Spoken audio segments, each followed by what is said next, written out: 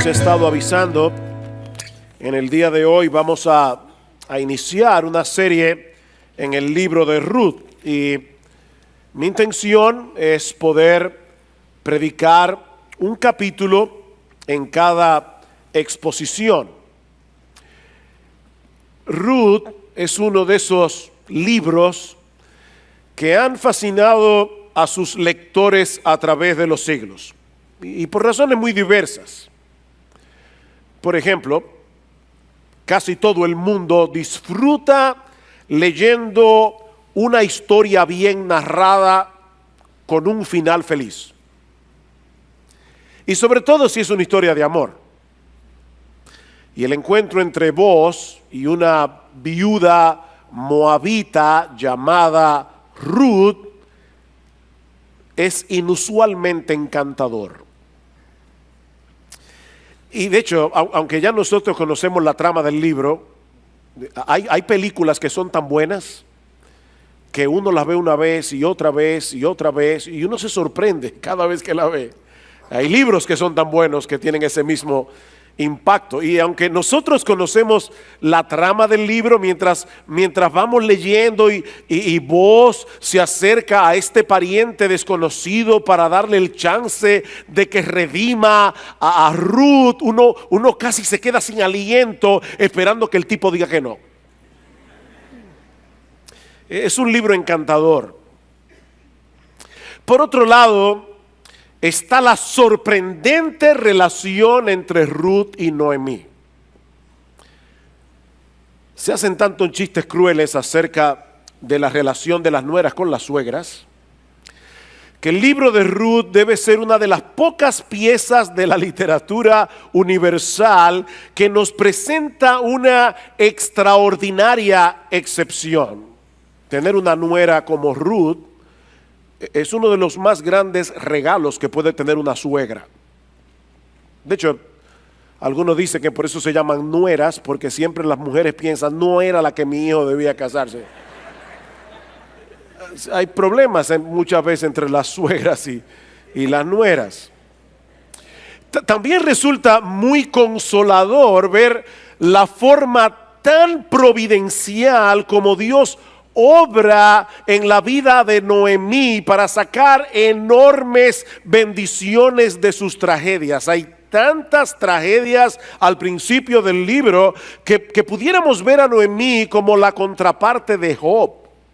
Ella es la contraparte femenina del personaje de Job en la Biblia, pero luego descubrimos que Dios estaba detrás de todas estas providencias aflictivas para bendecir a Noemí mucho más allá de lo que alguna vez ella pudo imaginar o concebir. En ese sentido, este es un libro muy esperanzador para aquellos que están pasando por situaciones difíciles y dolorosas. Sin embargo, yo quisiera mostrarles a través de esta serie de mensajes que la razón primordial por la que el libro de Ruth debería ser uno de nuestros favoritos y debería llenarnos de asombro cada vez que lo leamos es el hecho de ver a Dios supervisando todos los movimientos de la historia de la redención que se revela progresivamente en la Biblia hasta el cumplimiento de la gran promesa de un redentor en la persona y la obra de nuestro Señor Jesucristo. Es por eso que esta serie en sentido general la hemos titulado El Evangelio en el libro de Ruth.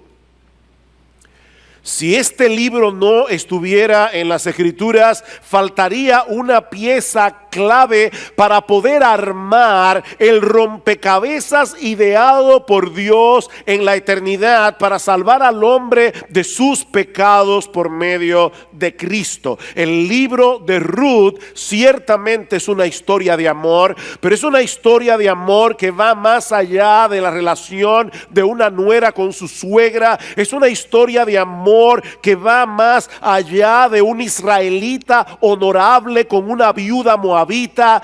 Mis hermanos, este libro se trata más bien acerca del amor redentor de Dios por una humanidad caída y rebelde a la que Él decide salvar pagando un precio inimaginable. En ese sentido, es importante que entendamos desde el principio que el personaje principal de esta historia no es Ruth, no es Boaz, no es Noemí. El verdadero protagonista de este libro es el Dios soberano que gobierna la historia humana en el cumplimiento de sus propósitos redentores para la gloria de su nombre y para el bien de su pueblo. Dios es el personaje central de esta historia. Ahora, antes de adentrarnos en el contenido de este libro, debemos notar en el versículo 1 del capítulo 1 que lo primero que hace el autor es ubicar este relato en el contexto histórico en el que ocurren los eventos. Dice: aconteció que en los días en que gobernaban los jueces hubo hambre en el país. En los días en que gobernaban los jueces. El tiempo de los jueces, como muchos de ustedes saben, fue uno de los periodos más caóticos en la historia de Israel. Fue un tiempo de apostasía en el que la nación se desvió completamente de su fidelidad a Dios, entregándose por entero a la adoración de otros dioses. Y eso trajo como consecuencia una total inestabilidad política, una pérdida completa de la decencia y de la moral. De hecho, hay historias en el libro de Jueces que son sencillamente horripilantes. Pero tal parece que el autor del libro de Jueces quiere prepararnos para la llegada de días mejores.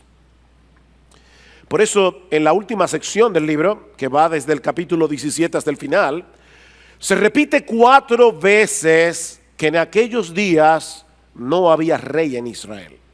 Y por eso cada cual hacía lo que bien le parecía, o lo que le parecía bien ante sus ojos. En aquellos días no había rey en Israel, lo que sugiere que el libro de los Jueces fue escrito muchos años después, cuando la monarquía ya había sido instaurada.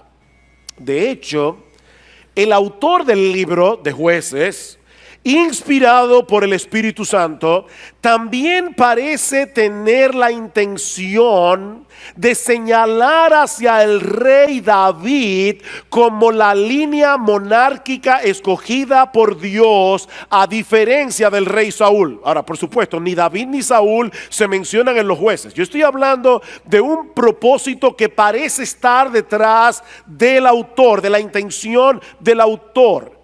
Por solo citar 2 ejemplos, y créame, hay más ejemplos que pudiera traer del libro de Jueces para probar este punto. En Jueces capítulo 1 versículo 2, empezando la historia, vemos que Dios escoge a la tribu de Judá, de donde era David, para ser los que lideraran la conquista de Canaán. Y seguimos leyendo en ese mismo capítulo y vemos que se nos dice que la tribu de Benjamín, de donde era Saúl, no pudo expulsar a los jebuseos de la ciudad de Jerusalén, que luego iba a ser conocida como la ciudad de David. Y uno ya comienza a ver, aquí hay algo. La tribu de Judá es la que está haciendo las cosas bien, no la de Benjamín. Y de la misma manera, casi al final del libro, nosotros vemos que Dios escoge a la tribu de Judá otra vez para liderar una guerra civil en la que todo el pueblo de Israel se levantó contra ¿quiénes? Contra la tribu de Benjamín, por las atrocidades que se cometieron contra un levita y su concubina, un hecho que sucede precisamente en la ciudad de Gibeá. ¿Y quién era de la ciudad de Gibeá? Era Saúl. Y la tribu de Judá es la que tiene que liderar esta guerra civil. Y es como diciendo, cuando vayan a escoger Miren bien a dónde ustedes ponen sus ojos. Es Judá, no es Benjamín. Así que el libro de los Jueces nos prepara para la llegada del rey David. En el primer libro de Samuel, el rey que habría de inaugurar la dinastía de la que iba a venir nuestro Señor Jesucristo. Pero entre Jueces y primera de Samuel tenemos el libro de Ruth, para mostrarnos que en esos momentos tan sombríos de la historia de Israel que se describen en el libro de los Jueces, Dios continuaba moviendo los hilos de la providencia para llevar a cabo sus propósitos redentores. Por eso está ahí el libro de Ruth. En la mañana de hoy vamos a estar considerando todo el capítulo 1 del libro, que inicia con una serie de tragedias por las que atraviesan Noemí y su familia en los versículos 1 al 5. Por eso hemos titulado esta sección como una oscura y amarga providencia. Hubiéramos podido titularla también de mal en peor. Versículo 1. Aconteció que en los días en que gobernaban los jueces hubo hambre en el país, y un hombre de Belén de Judá fue a residir en los campos de Moab con su mujer y sus 2 hijos. Aquel hombre se llamaba Elimelec y su mujer se llamaba Noemí. Los nombres de sus 2 hijos eran Malón y Kelión, efrateos de Belén de Judá, porque hay 2 Belén. Esta es Belén de Judá. Y llegaron a los campos de Moab y allí se quedaron. Y murió Elimelec, marido de Noemí, y quedó ella con sus 2 hijos, y ellos se casaron con mujeres moabitas. El nombre de una era Orfa, el nombre de la otra Ruth, y habitaron allí unos 10 años. Murieron también los 2, Malón y Kelión. Y miren cómo el autor resume esto. Y la mujer quedó privada de sus 2 hijos y de su marido. El libro comienza con un tiempo de hambre y escasez en la tierra de Israel. Y una de las cosas que nosotros aprendemos en el Antiguo Testamento es que generalmente Dios traía hambre sobre su pueblo con uno de 2 propósitos: o para forzarlos a moverse de un lugar a otro, o para castigarlos por su desobediencia. Y dado el estado religioso y moral de Israel en esos días, tenemos razones para sospechar que este periodo de hambre fue una muestra del desagrado de Dios con Israel por causa de su apostasía. Pero en vez de buscar el rostro de Dios en arrepentimiento, un hombre de Belén de Judá llamado Elimelec decide moverse con su familia hacia los campos de Moab. Yo creo que el autor del libro de Ruth le gustaba usar el recurso de la ironía para llevar su historia, porque hay muchas ironías solapadas en el libro. El nombre de Elimelec significa Dios es rey. Dios es rey. Lo que parece indicar que cuando este muchacho nació, al menos había una familia en Belén durante el periodo de los jueces que no se había olvidado del gobierno de Dios sobre su pueblo. Lamentablemente, en este momento de su vida, Elimelec no parece estar dispuesto a esperar en ese rey del cielo hasta que llegaran tiempos mejores, sino que toma la terrible decisión de salir de la tierra prometida, el lugar escogido por Dios para hacer morar allí su presencia especial en el tabernáculo, para irse a residir en medio de una nación pagana. Y no a cualquier nación, sino a los campos de Moab. Elimelec sale de Belén, que significa en hebreo casa de pan, porque allí habría de nacer el pan de vida. Él se va de la casa de pan para irse a habitar en medio de un pueblo a los que Dios había prohibido que entraran en su casa hasta la 10ª generación. ¿Saben por qué? Dice en Deuteronomio capítulo 23, versículo 4, por cuanto no os salieron a recibir con pan y agua al camino cuando salisteis de Egipto. Ellos dejaron la casa de pan, Belén, para irse a refugiar en una nación que había provocado el desagrado de Dios por haberles negado el pan. Ese es el tipo de decisiones que nosotros tomamos muchas veces cuando dejamos de observar nuestras circunstancias a través del lente de las Escrituras y comenzamos a razonar con una lógica puramente humana. Allí llegó Elimelech con su esposa Noemí, cuyo nombre significa dulce o agradable. Probablemente Noemí era una mujer hermosa. Y llegan con sus dos hijos, Malón y Kelión. No sabemos por cuánto tiempo habían estado en los campos de Moab cuando Noemí es golpeada por otra tragedia. Ya tuvieron que irse de la tierra prometida. Ahora Noemí es golpeada por otra tragedia más dura, la muerte de su esposo. Y mis hermanos, tenemos que entender que Israel era una nación, era una sociedad patriarcal en el que las mujeres dependían de los hombres de la familia. Dios había establecido leyes en Israel para el cuidado de las viudas, pero la muerte del esposo normalmente implicaba una situación muy difícil para la mujer que se había quedado sin esa protección, a menos que la mujer tuviera hijos, como era el caso de Noemí. Así que todavía, en medio de su tristeza, ella contaba con la protección de sus dos hijos, Malón y Kelión, los cuales, como era de esperar, se casaron con dos muchachas paganas, Orfa y Ruth. Pasan 10 años, ¿notaron eso en el texto? 10 años.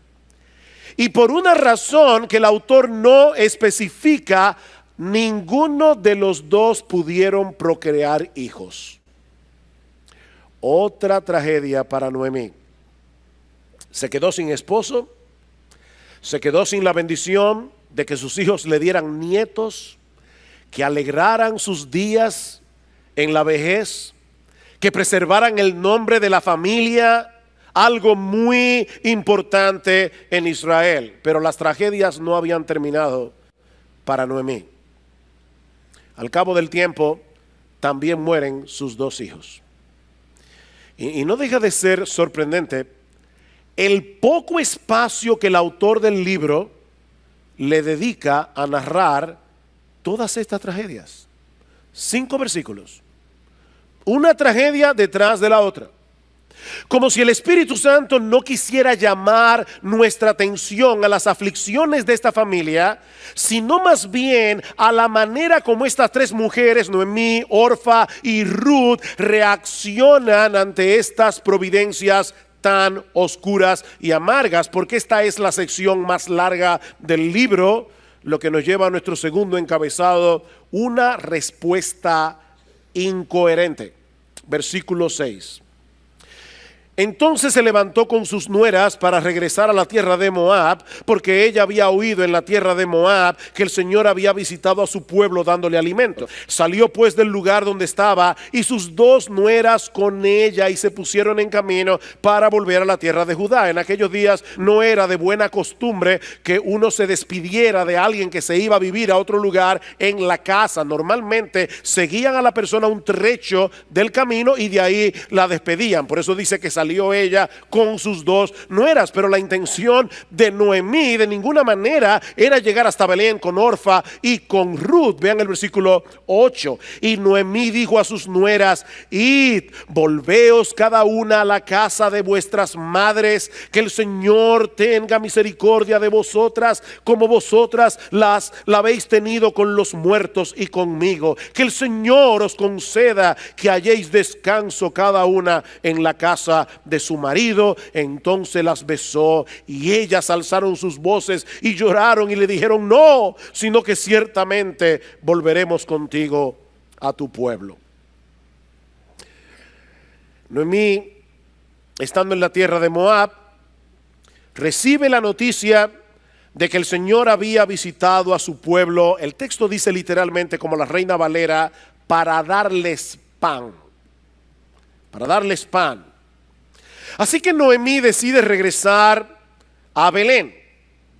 Pero en vez de tratar de convencer a sus dos nueras que se fueran con ella a la tierra prometida, y era obvio que estas dos muchachas amaban a su suegra de todo corazón, en vez de permitir y de tratar de convencer que sus nueras regresaran con ella a ese lugar que Dios había escogido para manifestar su presencia especial, Noemí hace lo imposible por convencerlas de que se quedaran en Moab. Y lo hace con un lenguaje tan espiritual, tan piadoso. Versículo 7. Que el Señor tenga misericordia de vosotras, como vosotras la habéis tenido con los muertos y conmigo. La palabra hebrea Gesed, que por cierto aparece varias veces en el libro de Ruth, y aquí se traduce como misericordia, da la idea más bien de la fidelidad del amor de Dios para con su pueblo en virtud del pacto que Él había hecho con ellos. Es una palabra sumamente difícil de traducir al español. Es como amor pactal, amor de pacto, amor fiel. Noemí está apelando al amor de Dios, un Dios que es fiel a su palabra, un Dios que es fiel a su pacto, pidiéndole que tenga misericordia de sus dos nueras. Y en el versículo 9, Noemí las bendice deseándoles que el Señor les diera descanso. Sin embargo, al mismo tiempo, Noemí está aconsejando a sus dos nueras que permanezcan en Moab, no solo con sus familias respectivas, sino también con sus dioses.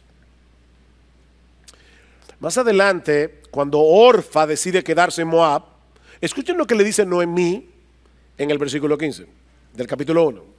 Entonces Noemí dijo: mira, tu cuñada ha regresado a su pueblo y a sus dioses. Vuelve tras tu cuñada. Ruth, es mejor para ustedes quedarse con vuestros dioses en la tierra de Moab que venir conmigo a refugiarse en el Dios de Israel. Y uno se pregunta: ¿en qué estaba pensando Noemí? ¿Qué era lo que Noemí tenía en su mente en ese momento? Bueno, gracias al Señor no tenemos que especular, porque el mismo libro nos revela qué era lo que había en la mente de Noemí. Ella quería que Orfa y Ruth pudieran hallar descanso y seguridad casándose de nuevo. Y ella no tenía nada que ofrecerles en ese sentido. Eso es básicamente lo que dice a partir del versículo 11. Pero Noemí dijo: volveos, hijas mías, ¿por qué queréis ir conmigo? ¿Acaso tengo aún hijos en mis entrañas para que sean vuestros maridos? Volveos, hijas mías, id, porque soy demasiado vieja para tener marido. Si dijera que tengo esperanza, y si aún tuviera un marido esta noche, y también diera a luz hijos, ¿esperaríais por eso hasta que fueran mayores? ¿Dejaríais vosotras de casaros por eso? No, hijas mías, porque esto es más difícil para mí que para vosotras, pues la mano del Señor se ha levantado contra mí. Para poder entender qué era lo que había en la mente de Noemí, es necesario conocer un aspecto de la ley de Moisés que va a jugar un papel trascendental en toda la historia del libro de Ruth. De acuerdo a la ley de Moisés en Deuteronomio capítulo 25, lo puede leer luego, versículos 5 al 10, cuando un esposo israelita moría, la ley estipulaba que uno de sus hermanos solteros o uno de sus parientes cercanos se casara con la viuda y así preservara el nombre y la heredad del pariente que había muerto. O sea, si alguien se casaba con Ruth o con Orfa, el nombre del hijo iba a llevar el apellido de los padres muertos, no de él. era para preservar el nombre de la familia, era para preservar la heredad de la familia. De esa manera, ese pariente cercano se convertía en lo que la Biblia llama un redentor. Otro concepto importante en el libro de Ruth, es decir, una persona, un pariente cercano que no solo habría de brindar protección a la viuda, sino que también habría de preservar el nombre y la heredad familiar del pariente fallecido. Eso era un redentor. Así que lo que Noemí está razonando con sus nueras era que no había posibilidad para ella de proveerles hijos que la redimieran. Esa es la idea. No tengo hijos y no puedo tenerlos. Aparte de que Dios se ha ensañado contra mí, Dios me está castigando. Yo no sé si Noemí tenía un sentido de culpa por haber dejado Belén originalmente, pero ella sentía que la mano de Dios estaba contra ella. Ustedes son jóvenes todavía, vuelvan a sus tierras y a sus dioses, porque yo no puedo darles lo que ustedes necesitan, un marido que las redima. Mis hermanos, esto es increíble. Noemí se ve a sí misma como alguien que no tiene nada que ofrecer, cuando la realidad es que ella podía darle a sus nueras la más grande bendición que un ser humano puede darle a otro ser humano: el conocimiento del único Dios vivo y verdadero.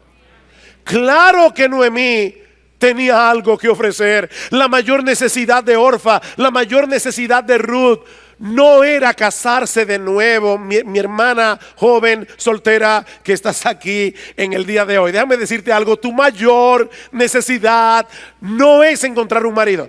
Tu mayor necesidad es tener a Dios como tu Dios. El que habita al abrigo del Altísimo morará bajo la sombra del Omnipotente, dice el Salmo 91. La verdadera protección, la verdadera seguridad que estas muchachas necesitaban, no la iban a encontrar bajo la sombra de dos maridos paganos e idólatras, sino en el Dios de Israel. Pero Noemí estaba tan ofuscada en su aflicción que ella no podía verlo. De hecho, en ese momento, Noemí estaba negando la razón misma por la que Dios levantó el pueblo de Israel. Dios había hecho un pacto con Abraham, ¿recuerdan? Prometiéndole que en él y en su descendencia serían benditas todas las familias de la tierra. Pero Noemí está conectando la seguridad de Orfa y de Ruth con los ídolos de Moab. Y yo sé, mis hermanos, que hay momentos en que el dolor duele tanto que podemos perder el foco. Yo no quisiera ser insensible, y Dios lo sabe, a nadie aquí que en este momento esté atravesando por una situación angustiosa. Pero déjame ayudarte a poner tu mente, a enfocar tu mente en la realidad de que nuestro Dios es bueno y fiel, aun cuando no tenemos la menor idea de lo que Él está haciendo. Nuestro Dios es bueno y fiel. Mi hermano, mi hermana, no permitas que tu dolor determine tu teología.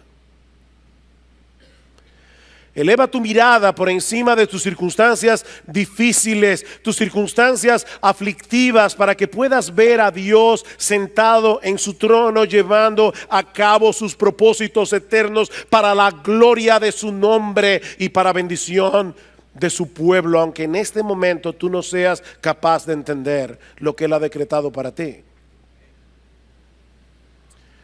No, Noemí debió haberle dicho a sus nueras: vengan conmigo, hijas mías, vengan conmigo al lugar donde mora Dios, vengan a refugiarse en el Dios de Israel. Lo sorprendente de esta historia es que a pesar de las incoherencias teológicas de Noemí, Dios estaba haciendo una obra portentosa en la mente y el corazón de Ruth la moabita, que la llevó a tomar una decisión que iba a cambiar el curso de la historia para siempre. No de su historia, el curso de la historia para siempre. Y eso nos lleva a nuestro tercer encabezado: un compromiso firme y determinado. Dice en el versículo 14 que cuando Orfa decide regresar y quedarse viviendo en Moab, dice Ruth, se quedó con ella. Ruth se quedó con Noemí. La palabra hebrea que se usa aquí no es simplemente como: ay, que yo te quiero tanto y prefiero quedarme contigo, yo no quiero volver donde mami. No. La palabra hebrea que se usa allí da la idea de aferrarse a alguien con firmeza, con determinación. De hecho, es una palabra que aparece en otros lugares del Antiguo Testamento, como Deuteronomio capítulo 10, versículo 20, Deuteronomio capítulo 13, versículo 4, para hablar del tipo de relación que los israelitas debían tener con su Dios. El compromiso que Ruth está haciendo con Noemí va más allá que el afecto que sentía por ella como la madre de su esposo. Ruth se está comprometiendo con el Dios de Noemí y con el pueblo con el que ese Dios había entrado en una relación de pacto. Noten el versículo 15. Entonces Noemí dijo: mira, tu cuñada ha regresado a sus pueblos, a su pueblo y a sus dioses. Vuelve tras tu cuñada. Pero Ruth dijo: no insista que te deje o que deje de seguirte, porque a donde tú vayas iré yo, y donde tú mores moraré. Tu pueblo será mi pueblo y tu Dios será mi Dios. Donde tú mueras, allí moriré y allí seré sepultada. Así haga el Señor conmigo, y aún peor, si algo excepto la muerte nos separa. Wow, eso es una de las expresiones más hermosas que nosotros encontramos en la Biblia. Este es un texto que suele usarse mucho en los votos matrimoniales, y aunque las palabras en sí mismas, si tú las sacas del contexto, expresan una idea que bien puede ser adaptada al matrimonio, no olviden que fueron dichas a una suegra, no a un esposo. Lo que Ruth está expresando aquí es una firme determinación a olvidarse de su trasfondo pagano, idolátrico, y venir a refugiarse al abrigo de Dios, aun si eso significara quedarse sin marido y sin hijos por el resto de su vida. No olviden el contexto. ¿Qué le acaba de decir Noemí? Hija mía, conmigo tú no tienes esperanza. ¿Quién se va a fijar en ti en la tierra de Moab?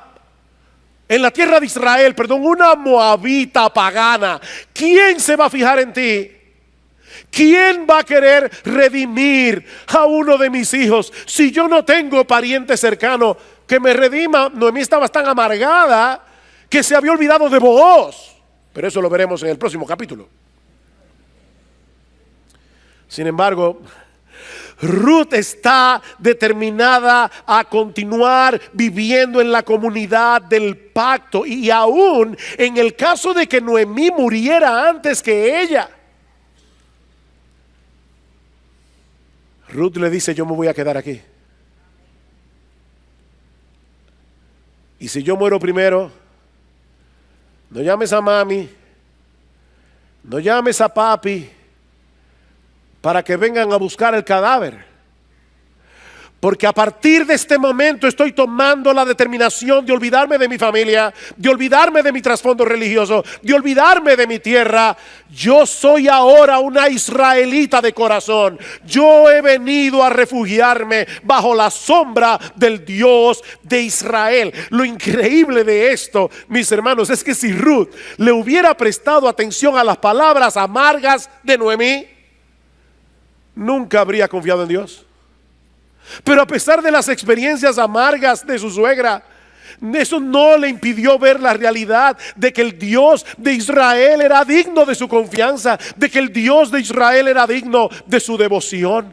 De hecho, noten cómo más adelante Booz interpreta las palabras de Ruth en este capítulo. Dicen en Ruth capítulo 2 versículo 11, dice: Booz le respondió y dijo: todo lo que has hecho por tu suegra después de la muerte de tu esposo me ha sido informado en detalle, y cómo dejaste a tu padre, a tu madre y tu tierra natal, y viniste a un pueblo que antes no conocías. Que el Señor recompense tu obra y que tu remuneración sea completa de parte del Señor, Dios de Israel, bajo cuyas alas has venido a refugiarte. ¿Ven el punto? No fue simplemente por amor a Noemí que Ruth tomó esa decisión. Ella había decidido atar su vida al Dios de Israel. Nosotros no sabemos qué tanto había escuchado Ruth acerca del Dios de Israel mientras su esposo vivía. Tal vez en las comidas familiares ellos hablaban de la forma portentosa como Dios había librado a Israel de la esclavitud en Egipto. Tal vez le contaron acerca de cómo Dios había abierto el mar rojo para que el pueblo pasara en seco, cómo Dios había detenido las aguas del Jordán, cómo habían caído las murallas de Jericó. Probablemente Ruth escuchaba todas esas historias y en su corazón el Espíritu Santo le estaba abriendo el entendimiento para que ella entendiera, aún estando en Moab, en medio de todos aquellos ídolos, que hay un solo Dios vivo y verdadero, y es el Dios de Israel. Ruth había llegado a confiar en ese Dios, a pesar de las amargas experiencias que esa familia había experimentado. Lamentablemente, Noemí está tan ofuscada que es incapaz de consolarse al ver el milagro que se ha operado en el corazón de Ruth y el amor incondicional que ella le está manifestando. Y eso nos lleva a nuestro cuarto encabezado: una teología basada en la desesperación. Vean el versículo 18. Al ver Noemí que Ruth estaba decidida a ir con ella, no le insistió más. Caminaron pues las dos hasta que llegaron a Belén. Y sucedió que cuando llegaron a Belén, toda la ciudad se conmovió a causa de ellas, y las mujeres decían: ¿no es esta Noemí? Y ella les dijo: no me llaméis Noemí, llamadme Mara, que significa amarga, porque el trato del Todopoderoso me ha llenado de amargura. Llena me fui, pero vacía me ha hecho volver el Señor. ¿Por qué me llamáis Noemí? Ya que el Señor ha dado testimonio contra mí, y el Todopoderoso me ha afligido.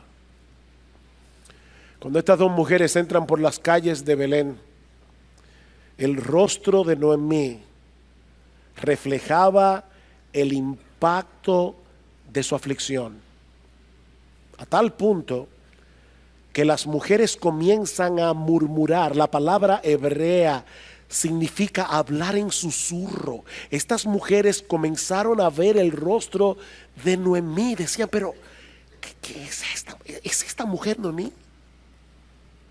¿Qué le pasó a Noemí? Y seguramente recordaban su belleza. Cuando ella había partido de Belén unos años atrás, ellos no podían creer el estado demacrado en que se encontraba esta mujer. Y Noemí está consciente del cambio que se ha operado en ella. Por eso les dice: no me llamen Noemí, No me llamen Noemí. Hace tiempo que mi vida dejó de ser dulce. Hace tiempo que mi vida dejó de ser agradable. Sería más apropiada que me llamen amarga. Llámenme amarga, porque el Todopoderoso me ha llenado de amargura. Noten, mis hermanos, que Noemí no creía en un destino ciego que se había ensañado contra ella. Noemí no le dice a estas mujeres: he tenido mala suerte. No, ella estaba completamente segura de que el Dios Todopoderoso, el Dios soberano, seguía sentado en su trono, y que todo lo que a ella le había acontecido y a su familia había sido decretado por él. ¿Y saben qué? Noemí tenía toda la razón. En esos dos aspectos su teología era correcta.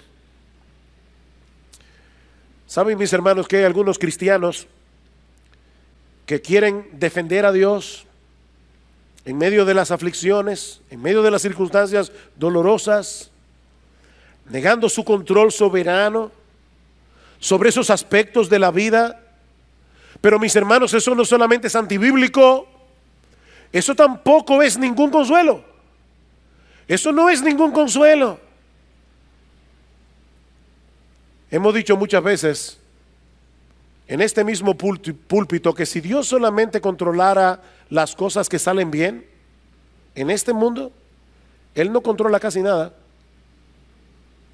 Si Dios solamente controla las cosas que salen bien, vamos a tener que concluir que hay un montón de cosas que Él no controla, y eso, mis hermanos, no es ningún consuelo. Pero nosotros podemos descansar en el hecho de saber que nuestro Dios sí está en control y que Él tiene un propósito sabio, justo y bueno en todo lo que hace, aun cuando nosotros no podemos entenderlo. Dos veces Noemí se refiere a Dios como el Shaddai, en los versículos 20 al 21, el Todopoderoso, el Shaddai. Y dos veces le llama Señor. El Todopoderoso me afligió, el Señor me ha afligido. Su teología era mejor que la de muchos evangélicos en el día de hoy, pero era una teología incompleta. Ese era el problema. Era una teología incompleta, porque Noemí estaba analizando a Dios a la luz de su experiencia, en vez de mirar hacia Él a la luz de su palabra. Era una teología basada en la desesperación. Pero nuestro Dios es paciente. Él todavía tenía planes sorprendentes para la vida de Noemí. Y es por eso que el capítulo 1 termina con un rayo de esperanza brillando en el horizonte. Este es mi quinto encabezado. Un rayo de esperanza brillando en el horizonte. Versículo 22. Y volvió Noemí, y con ella su nuera Ruth, la moabita. Siempre se le llama la moabita. Y regresando así de los campos de Moab, llegaron a Belén al comienzo de la siega de la cebada. Qué casualidad. Llegaron a Belén al comienzo de la siega de la cebada. No solo había alimento para ellas en Belén, la casa de pan, sino que llegaron en el momento preciso para que se desencadenaran una serie de eventos en el contexto de la siega de la cebada, que no solo cambiarían radicalmente la vida de Ruth, sino que cambiarían radicalmente la historia del mundo, como veremos a lo largo de esta serie.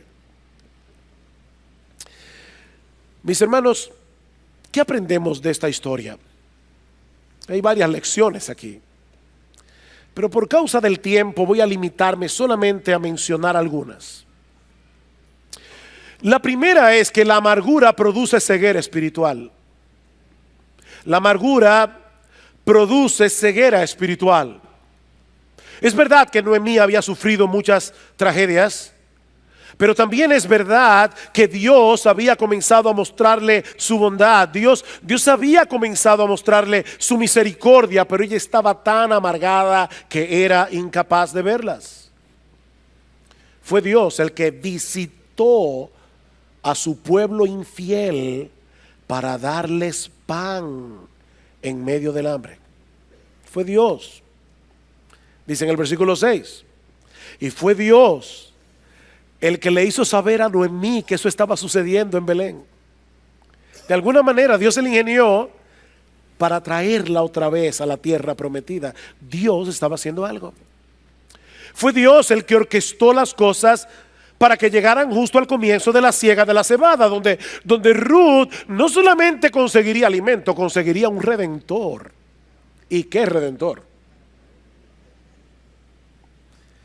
Pero sobre todas las cosas, fue Dios el que le dio el regalo de tener una nuera como Ruth. Ruth era un regalo. Ruth era una joven excepcional porque Dios había hecho en ella una obra excepcional. De hecho, al final del libro, en el capítulo 4, en el versículo 15, esas mismas mujeres que habían murmurado, sorprendidas cuando vieron la llegada de Noemí, en lo que ella se había transformado, al final del capítulo alaban a Dios, no solamente por haberle dado un nieto a Noemí, sino por tener una nuera como Ruth, que es de más valor para ti que 7 hijos, le dicen ellas. Ruth era excepcional. Pero en este punto de la historia, Noemí es incapaz de verlo. Me fui llena, pero regresé vacía. Wow. Me fui llena, pero regresé vacía. Oh, mi hermano, mi hermana, cuidado con la amargura. La amargura produce una ceguera que no nos permite ver las bendiciones de Dios. Pero también aprendemos de esta historia que las obras de Dios, lo que Dios está haciendo, tienen un alcance mucho más amplio de lo que nuestros limitados ojos son capaces de ver. Nosotros tenemos una visión muy corta de lo que Dios está haciendo. Escuchen lo que dice John Piper comentando acerca de este pasaje. ¿Qué diría Noemí si tan solo pudiera ver una fracción de las miles de cosas que Dios estaba haciendo en medio de las amargas providencias que ella estaba experimentando? Y si Noemí supiera que parte de lo que Dios estaba haciendo era conformar una genealogía para el Mesías que humillaría al mundo, incluyendo a una moabita gentil. Y si hubiera podido ver que en Ruth nacería un hijo varón que sería el abuelo del más grande rey de Israel, y que este rey de Israel sería el antepasado del rey de reyes, Jesucristo, el Señor del universo. Oh, si tan solo Noemí hubiera visto eso. Pero ¿sabes qué? Tú y yo sí lo sabemos ahora.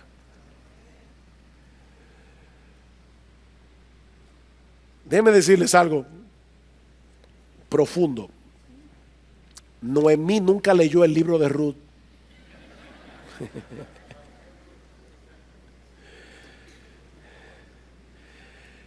Pero tú y yo tenemos ese libro en la Escritura.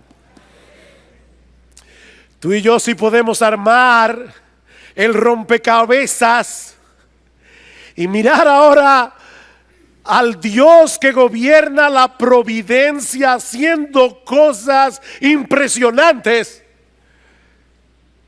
y decir: wow, cuánta sabiduría, cuánta bondad, cuánto amor manifestado aún en aquellos eventos que duelen. Pero aprendemos también que nuestro Dios tiene un plan que nada ni nadie puede detener, ¿Y qué le está llevando a cabo? Escucha bien, mi amado hermano, un plan que él está llevando a cabo a través de personas comunes y corrientes como tú y como yo. Si este libro nunca se hubiera escrito, tal vez nos habríamos enterado de que en la genealogía de Jesús había una mujer moabita llamada Ruth, pero jamás habríamos podido imaginar la forma como Dios obró a través de la familia de Elimelech para llevar a cabo sus planes redentores. El autor del libro de Ruth no hace ningún juicio de valor sobre la decisión de Elimelech de irse de la tierra prometida a la tierra de Moab. Tampoco nos dice explícitamente que la hambruna que había llegado a la tierra de Israel fue por causa de su pecado. Muy probablemente fue así, pero no lo sabemos con certeza. Lo que sí sabemos, mis amados hermanos, es que nuestro Dios saca bienes de males y que ni siquiera el pecado y las malas decisiones de los hombres pueden impedir que Él haga lo que Él ha determinado hacer.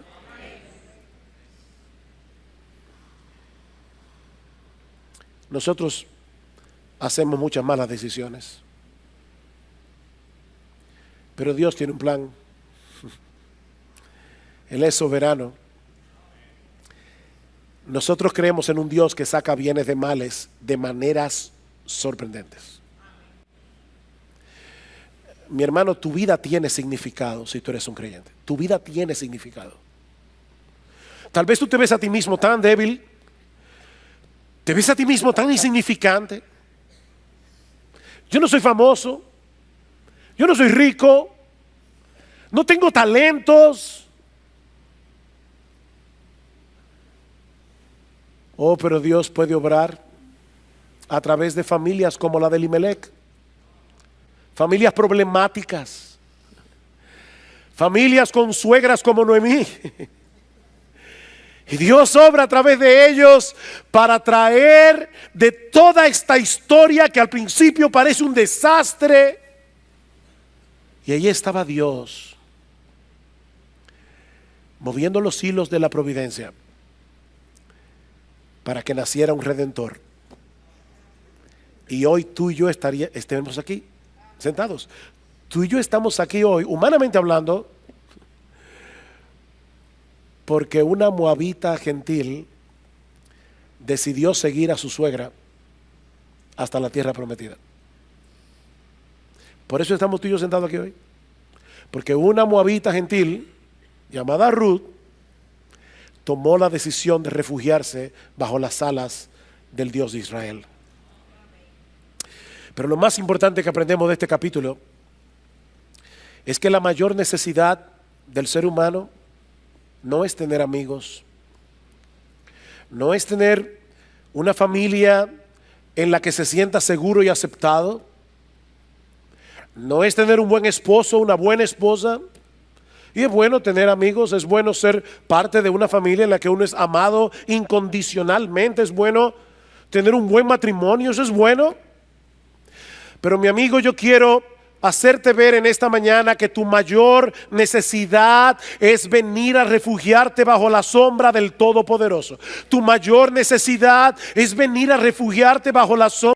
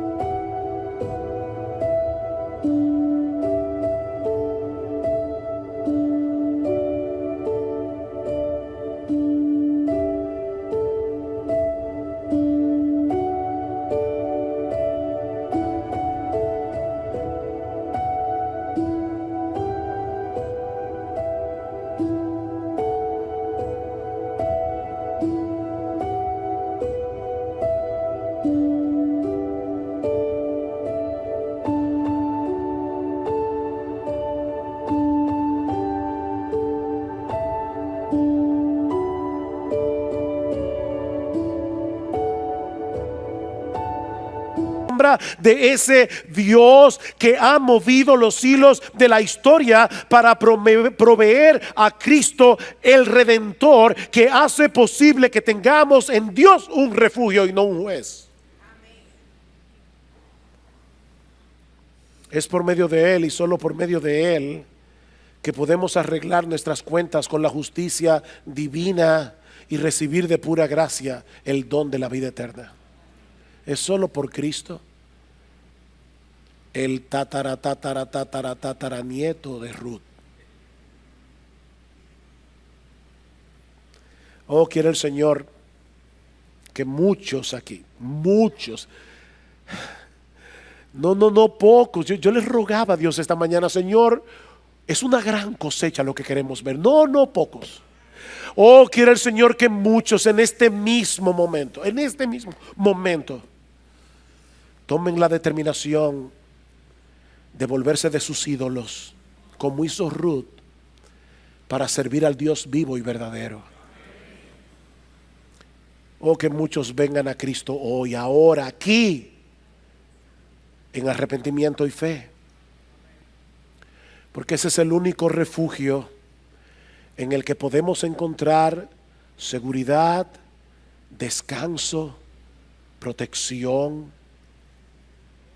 No durante nuestra vida aquí, no, por los siglos de los siglos. Oh, ven y refúgiate hoy bajo las alas del Todopoderoso, porque el que habita al abrigo del Altísimo morará bajo la sombra